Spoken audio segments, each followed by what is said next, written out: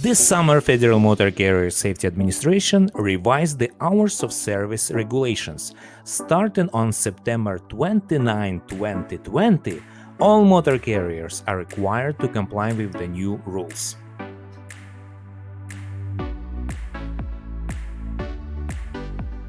Tired of all these rules and compliance? Do not worry. These changes are aimed to provide drivers with greater flexibility while maintaining safety.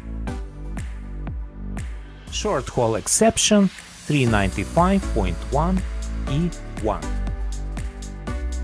Under new rules, short haul operators can drive within a larger air mile radius and have a longer duty period. Maximum driving distance expands from 100 air miles to 150 air miles. Maximum duty period extends from 12 hours to 14 hours. To be able to use the short haul exception, the commercial motor vehicle driver must start and end shift in the same location, have at least 10 for property or 8 for passenger hours off between work shifts.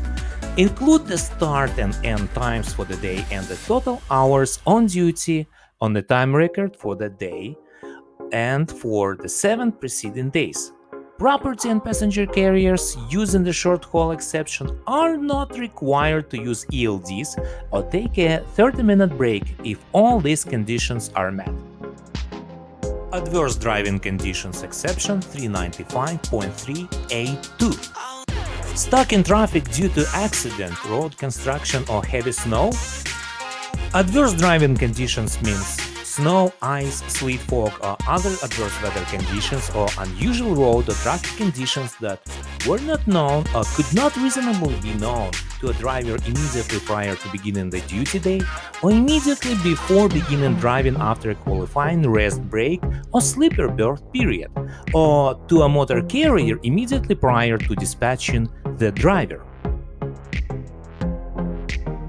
2-hour extension applies to both driving limit and on-duty limit. It means truck drivers can drive 13 hours within a 16-hour driving window, and bus drivers can drive 12 hours within a 17-hour on-duty period. Remember, drivers should annotate and include details about the adverse driving conditions in their ELD.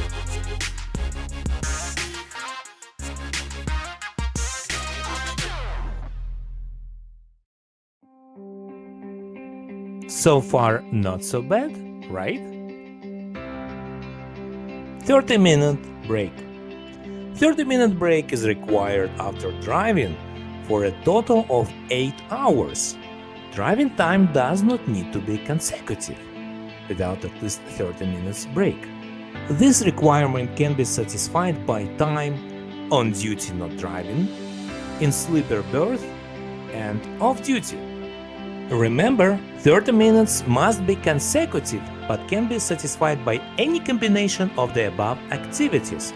Fueling, reading, bills of lading, now it counts! Sleeper berth provision.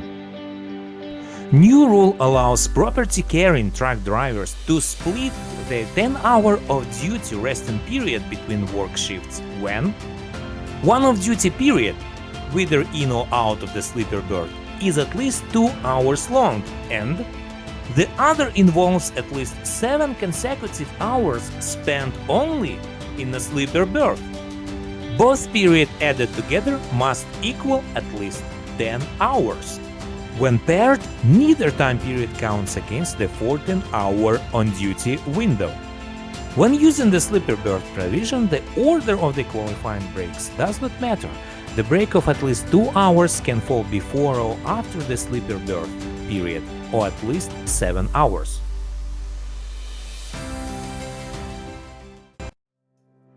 In this example, we are going to look at how the sleeper berth provision affects both the 11-hour driving limit and the 14-hour driving window for a property-carrying commercial motor vehicle. The driver comes on duty at midnight after having 10 consecutive hours of duty, which means he or she can drive for up to 11 hours within a 14-hour window, combined with only driving and on-duty time indicated by the arrows. After driving for 6 hours, the driver took 3 hours of duty at 7 a.m. Then he or she used the remaining 5 hours of driving time by 5 p.m. Then entered the sleeper berth for 7 consecutive hours.